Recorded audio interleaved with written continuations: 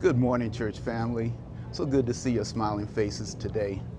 Today is a different kind of Sunday in the sense that we're not going to have a worship service. Well, Pastor Frank, why aren't we going to have a worship service? We had a water emergency Thursday morning, and it flooded the sanctuary and the fellowship hall and areas of the church.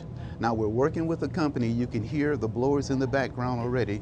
Great company. They're working with us. They've extracted most of the water, but there's a good chance that we may have to replace the carpeting in the sanctuary and also in the fellowship hall and the hallway.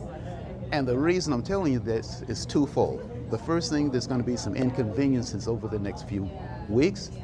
And the second thing is, even though we're not having a service, please don't skip giving today. If there ever was a time that we need it, it will probably be in the next few weeks. So don't skip giving. God bless you. We love you, and we'll keep you posted.